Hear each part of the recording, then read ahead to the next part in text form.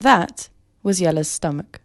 And this was the first piece of food he could see after 3 months. Yella could not believe his eyes, but there it was. Food. But it was trapped behind glass. No, it wasn't even real. It was just an image on a screen. A lady approached the neighbouring screen. When she touched it, the images lit up, and real food fell into the shopping bag on the right. But when Yella touched the screen, nothing happened. After choosing several items, she placed her hand on the scanner and the glass door opened. When Yella laid his hand on the scanner, an annoyingly loud alarm was triggered. Seconds later, an army of security forces came running up and arrested Yella without a word.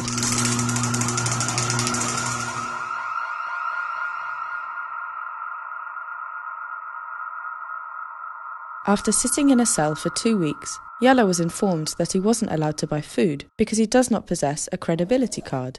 Yella doesn't have a credibility card because he doesn't have a job. And he can't have a job because he needs permission to work. But he is not allowed to work because he does not possess a passport. Yella does not have a passport anymore because his data was erased. 2 years ago, Yella's country experienced the biggest data crash in history. For as yet unknown reasons, for the last 5 days, Eastland has suffered a disastrous nationwide collapse of information systems. The SSE assumes it is due to an anonymous cyber attack. All bank accounts have been erased, social networks destroyed, libraries and archives wiped out. The entire cloud has mysteriously vanished. Yella's parents lost all their savings because their bank accounts were erased. And they lost their jobs because their diplomas were erased. And that's how they lost their house. And as if Yella was living in some implausible, badly plotted thriller, he lost his parents and his sister in a drone attack. He was saved by his grandfather, who escorted him on a long march to the seaside. In the hope that Yella's life would be safe somewhere outside of Eastland, he traded his last possessions to get him onto a boat. 3 months had passed since then, and Yella had made it. He had survived a long and dangerous overseas journey, and he had reached Reguland. And here he was, separated from food through data. Without data, he would not survive, neither in Eastland, nor here, nor anywhere. Without a passport, he was invisible. Upon his release from prison, he applied for the immigration test.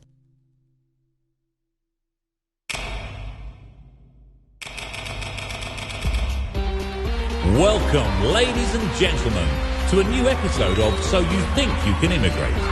Every year, one of 100 asylum seekers gets the chance to become one of us, a citizen of Reguland. Let us welcome our fabulous jury, David Hamilton, Frederica Van Teven, and Jerry Wilde. But of course, it's not only the jury who gets to decide. It's you, the audience, who votes out the weakest candidates. Tune in with your So You Think You Can Immigrate app. Let's give our first candidate a big applause. Jelly Minnicky. The first thing Yella was asked to do was to insert his 5 data keys into the Revelator so the audience could check out his profile. But Yella did not possess any data keys, nor did he know what they were, and so the jury waved him goodbye. Yella was not allowed to participate in the immigration test because he could not prove that he was a refugee from Eastland. Therefore, he would need to apply for a language test, for which he would need an evaluation of maltreatment. But to undergo an evaluation of maltreatment, he would first need to pass the neurological lie detector. But he could not pass the neurological lie detector without checking the But how do you check in he would need to for Centre for Disease Control and Prevention. But Yella was hungry, and he did not have a place to sleep.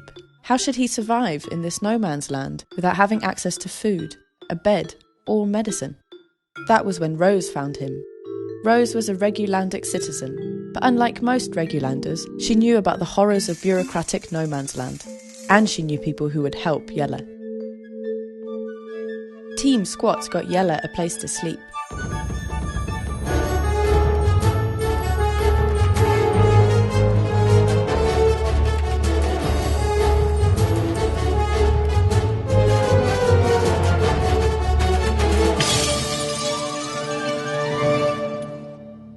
And Dr. Ko came to provide remedies for his pains. After another 3 years, 5 detentions, and 4 further counters, Jelle finally found the very centre where he could check in and start his immigration procedure. Welcome to the Centre for Disease Control and Prevention. To protect our Regulandic citizens from health, safety and security threats, you are required to receive the following vaccinations before you enter Reguland. F88, anthrax. M11, cervical cancer.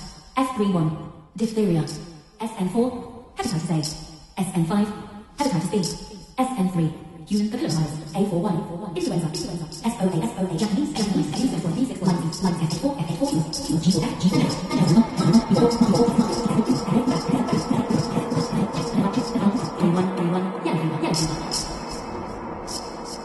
Thank you for your cooperation.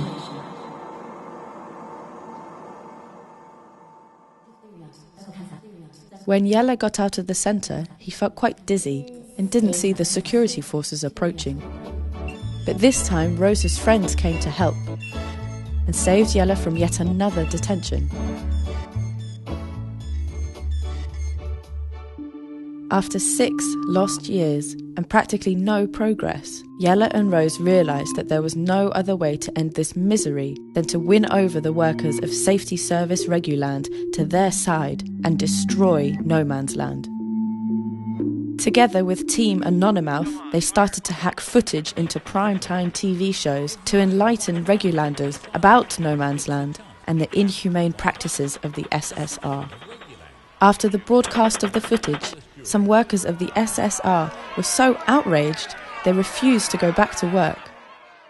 Scotty O'Brien, CEO of the SSR, noticed his workers were on strike and immediately reached out for a solution. The mighty Holleracle gathered at Scotty's help desk to offer him a broad range of propaganda that would set his workers back on track. From youth adventure spy camps and patriotic movies to hotel advertisements and news footage. After months of propaganda, several of his striking employees in fact returned to work. But with the help of Team Anonymouth, a former SSR worker revealed top-secret video footage from the Regulandic so-called peace mission in Eastland. Disturbing video footage apparently showing civilians being killed by the Regulandic military in Eastland has been released by a Freedom of Information website. The footage shows a Regulandic drone attacking a group of Eastlandic civilians, later revealed to include journalists and children. Eastland on July the 12th. That's a weapon. Yeah. Hotel 26. The images are from one of 2 Regulandic drones. Having spotted what they believe to be a grenade launcher and an AK-47, the crew was authorized to shoot. Just fucking, once you get on them, just open them up. Yeah, Roger. Light them all up. Come on, fire. Yeah, Roger. Keep shooting. Keep shooting. After killing a group of 16 civilians from a burst of machine gun fire, they jubilate in the skies above. Got a bunch of bodies laying there. Oh yeah, look at those dead bastards. Nice. Among the dead were 2 children, a journalist and a photographer from the Newtars news agency. Yeah, we got one guy crawling around down there, but yeah, we definitely got some.